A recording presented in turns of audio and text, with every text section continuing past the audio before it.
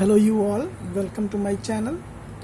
देखिए, मैं आज जो आप लोगों को क्लास 10 के कुछ इंपॉर्टेंट क्वेश्चंस के बारे में बताने जा रहा हूं, और इन क्वेश्चंस के बारे में मेरा 100% गारंटी है कि ये क्वेश्चंस सीबीएसई बोर्ड के एग्ज़ाम्स में पूछे ही जाएंगे, और ये स्कूल के एग्ज़ाम्स के लिए भी बहुत ही महत्वपूर्ण है।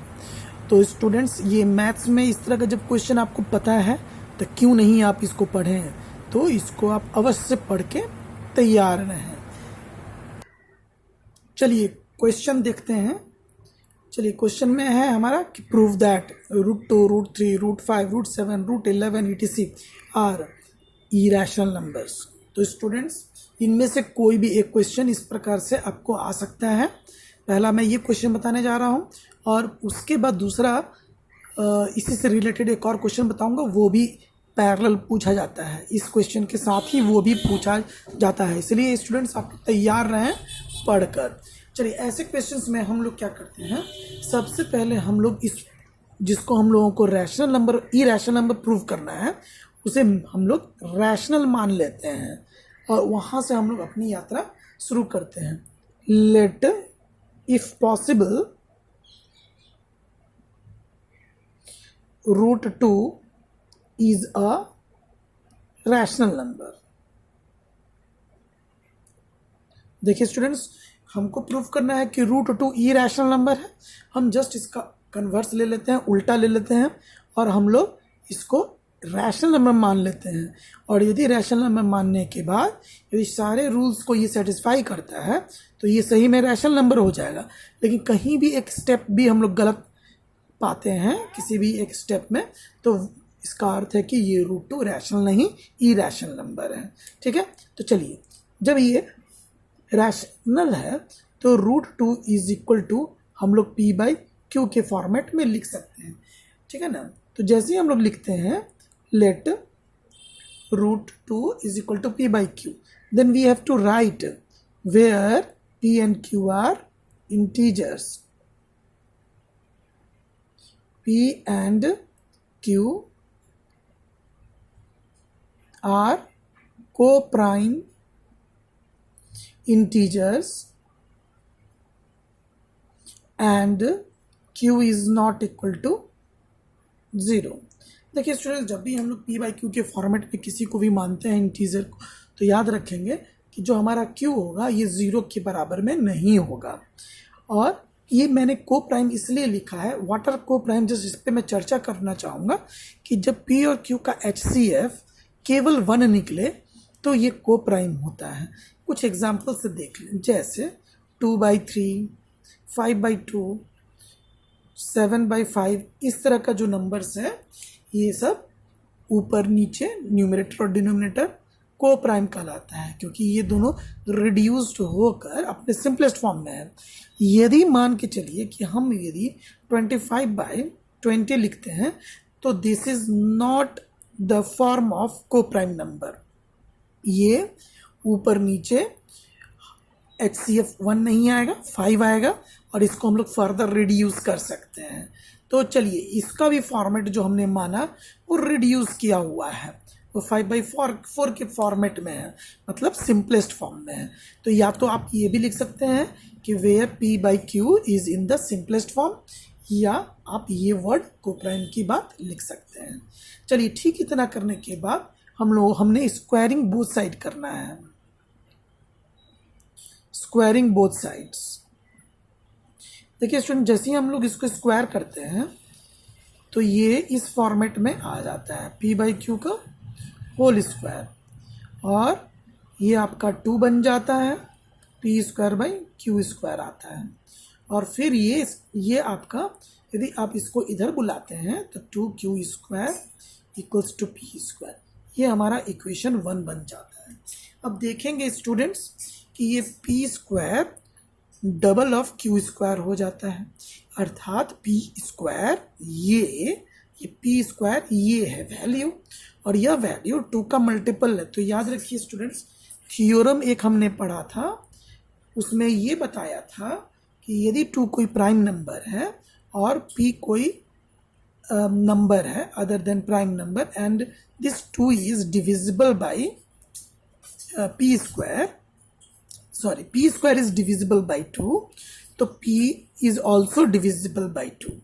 ठीक है, फिर से ध्यान से सुनिए, यदि P is a number, clear, and 2 is a prime number, and if p square is divisible by 2, then p is also divisible by 2। ये याद रखिएगा, इस तरह का हमने थ्योरम पढ़ा है, एनसीईआरटी में भी है और सारे बुक्स में जो मैथ्स के हैं सब में अवेलेबल है।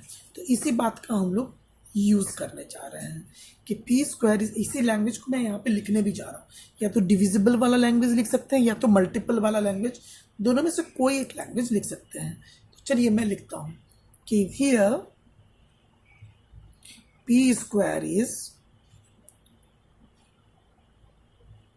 Divisible by 2, this implies p is also divisible by 2।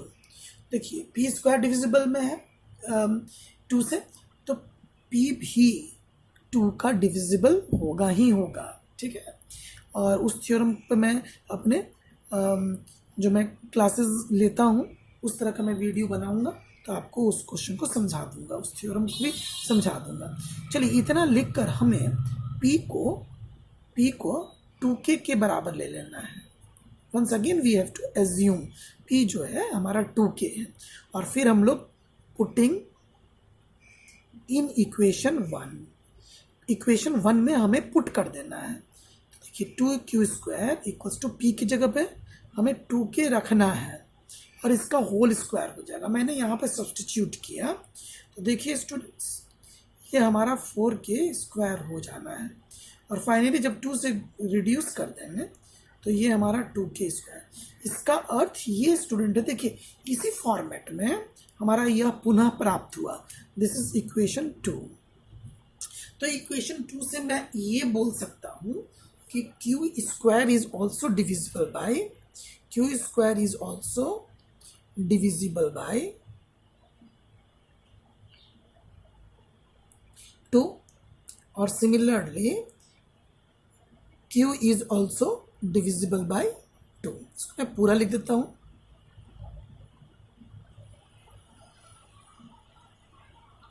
Divisible by 2। तो देखिए स्टूडेंट्स इतना जब आप लोग समझ लेते हैं तो अब इसके बाद का मैं स्टेप बताने जा रहा हूँ। तो देखिए स्टूडेंट्स हमें परेशानी आने लगा, from equation 1 and 2 we can conclude that p and q both are divisible by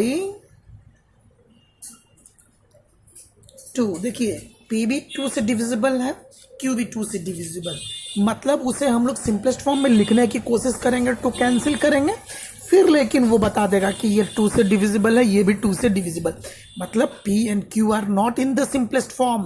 if √2 will be p by q, √2 will be in the form of p by q, then p and q will never be written in the simplest form, means p and q are never co-prime number, so it contradicts our supposition,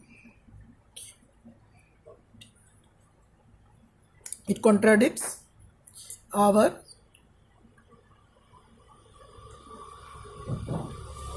supposition that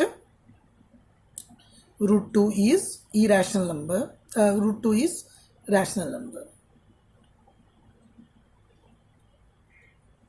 as p, q are not co-prime,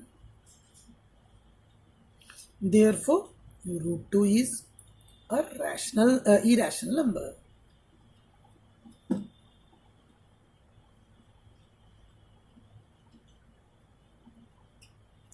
चलिए students, तो ये question आप लोगों ने समझा। चलिए अब इसके अगले कड़ी में अब हम बताते हैं दूसरा हमारा क्वेश्चन जो कि इम्पोर्टेंट है, और इसी तरह से देखते जाइए सारा इम्पोर्टेंट क्वेश्चंस मैं एक एक करके सारा बताते जा रहा हूँ। चलिए दूसरा हमारा क्वेश्चन है, देख लीजिए स्क्रीन पर, prove that 5√2 minus 3 is an irrational number. और स्टूडेंट्स इससे रिलेटेड कुछ भी तरह किसी भी तरह का क्वेश्चन इंपॉर्टेंट हो सकता है, जैसे 2√5 plus 7 is irrational number, 2/3√6 plus minus 2 is irrational number, 5 minus 2√2 is irrational number. और सिंपल में यदि जाएं, इसको हम लोग देखें तो √2 plus 5 is irrational number, 5 minus √2 is an irrational number. और भी सिंपल में जाएं तो 2√2 इज इरेशनल नंबर, और 2 प्लस √3 इज इरेशनल नंबर। तो इस तरह के क्वेश्चंस आपको पूछा जा सकता है कि these numbers are irrational and prove that they are irrational. चलिए, इस तरह के क्वेश्चंस को किसी में से भी ये पूछा जा सकता है, लेकिन चलिए मैं इसको लेके बता रहा हूँ और पैटर्न इसका वही है जो आप किसी भी क्वेश्चंस को बनाएंगे, पैटर्न उसका वही रहेगा। तो चलिए, इस तरह के क्वेश्चंस में सबसे पहले फिर हम लोग को कॉन्ट्राडिक्टरी मेथड यूज करना है students. Let if possible 5√2 minus 3 is a rational number. तो देखिए, जब ये रैशनल नंबर हमारा बन जाता है तो ये हमें याद रखना एक प्रॉपर्टी है, इसको हम लोग क्लोजर प्रॉपर्टी बोलते हैं, कि रैशनल नंबर को किसी भी रैशनल नंबर के साथ प्लस माइनस मल्टीप्लाई डिवाइड करेंगे तो हमेशा रैशनल नंबर आएगा। डिवीजन के केस में ये 0 नहीं होना चाहिए। तो हमको ये प्रॉपर्टी यहाँ पर इस्तेमाल करना है, ठीक है। और धीरे धीरे हम लास्ट स्टेप तक बढ़ते हैं और लास्ट में √2 के बारे में हम लोग जानते हैं कि ये इरेशनल नंबर है। देखिए स्टूडेंट्स, जब भी इस तरह का क्वेश्चन आपको एग्जाम में आता है या कहीं भी आप क्वेश्चन देखते हैं, इसका ये अर्थ है कि ये क्वेश्चन आपको ये प्रूफ करने के लिए कह रहा है, ये प्रॉपर्टी आई और आर का जब ऑपरेशन होगा, ये रैशनल का रैशनल के साथ ऑपरेशन होगा तो हमेशा आई आएगा। इस चीज को आपको ये प्रूफ करने के लिए कह रहा है। जैसे देखिए, इरेशनल नंबर को रैशनल के साथ प्लस करेंगे तो भी आएगा इरेशनल, माइनस करेंगे मल्टीप्लाई और डिवाइड, दोनों सारे केसेस में ये इरेशनल आएगा। और मल्टीप्लाई और डिवीजन के केस में ये आर जो है ये 0 नहीं होना चाहिए, और डिवीजन के भी केस में और मल्टीप्लिकेशन के केस में ये आगे भी हम लोग इंटरचेंज भी कर लेंगे तो यही रिजल्ट होगा। लेकिन याद रखेंगे, मल्टीप्लाई के केस में ये रैशनल नंबर 0 नहीं होना चाहिए, और डिवीजन के केस में जो पीछे वाला जो डिवाइजर होगा वो 0 नहीं होना चाहिए और डिफाइंड हो तब।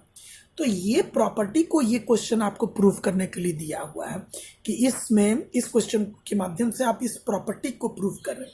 इसका अर्थ है कि हमें पता है कि ये √2 इरेशनल नंबर है और 5 और √3 रैशनल नंबर है। तो इरेशनल और इरेशनल का जो भी ऑपरेशन होगा, ये दोनों का मल्टीप्लाई, तो ये इरेशनल नंबर चला आएगा। फिर इरेशनल का रैशनल के साथ जो ऑपरेशन करेंगे वो भी हमारा इरेशनल नंबर ही आएगा। तो चलिए, अब हम इस प्रॉपर्टी का यूज़ करते हैं जो यहाँ पे अभी आपके सामने स्क्रीन पर है। इस प्रॉपर्टी का यूज़ करते हुए मैं इस क्वेश्चन को प्रूव करने जा रहा हूँ। तो सबसे पहले हमने लिख लेना है कि 5√2 माइनस 3 इज अ रैशनल, जैसा हमने यहाँ पे एज्यूम किया। अब देखिए स्टूडेंट्स, सबसे पहले मेरा पर्पस रहेगा 3 को एलिमिनेट करना। 5√2 माइनस 3, ये रैशनल नंबर को हम इस रैशनल नंबर के साथ प्लस कर रहे हैं।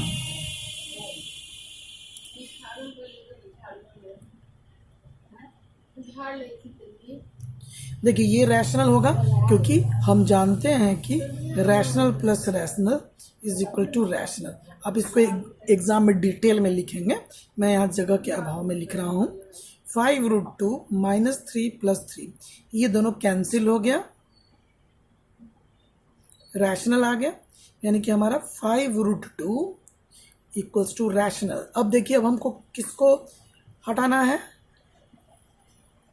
किसको हटाना है? 5 को। जी हाँ, क्योंकि हम जानते हैं ये बात कि √2 हमारा इरेशनल है, तब इस क्वेश्चन में हम लोग को प्रूफ करने के लिए दिया हुआ है।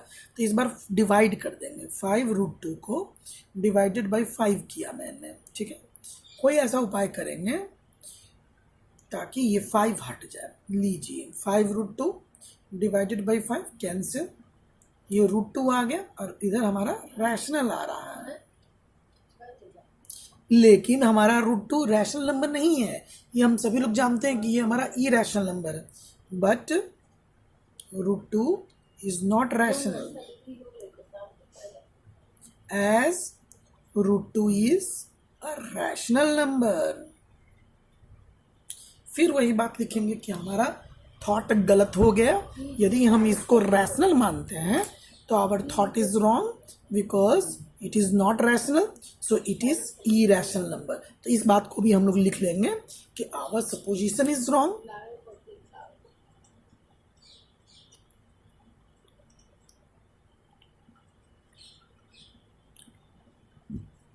Therefore, 5√2 minus 3 is a rational number। चलिए स्टूडेंट्स, अब हम अपने दूसरे क्वेश्चन की ओर बात करें। लेकिन देखें, हाँ वीडियो बहुत लंबा होते जा रहा है, ये 16 मिनट ऑलरेडी हो चुके हैं। तो चलिए अब स्टूडेंट्स, मैं अगले वीडियो में फिर अगले टॉपिक से मैं रिलेटेड इंपॉर्टेंट क्वेश्चंस को डालूंगा, और ऐसा क्वेश्चन जो 100% गारंटीड हो। जी हाँ, 100% गारंटीड क्वेश्चन जो बोर्ड में आना ही आना है या स्कूल के एग्जाम में आना ही आना है। चलिए स्टूडेंट्स, आप लोग मेरा वीडियो देखें, उसको लाइक करें। लाइक करने से इसमें थोड़ा सा आप लोगों का ये झलकता है कि नहीं आप लोग इंटरेस्टेड हैं मेरे वीडियो को लेकर, तो मैं मोटिवेट होके और इस तरह का वीडियो बहुत सारा बनाता हूं। तो आप लोग सब्सक्राइब भी करें। आपके सब्सक्रिप्शन, खास करके क्लास 10 के जो स्टूडेंट्स हैं वो अवश्य ही इसको सब्सक्राइब करें। आप लोग को बेनिफिट होगा ही होगा। और आप लोग देखिएगा जो फाइनल एग्ज़ाम होगा उसके बाद आप लोग रिलैक्स महसूस करेंगे कि हाँ सर का वीडियो मेरे लिए बहुत ही हेल्पफुल रहा। चलिए, थैंक यू स्टूडेंट्स।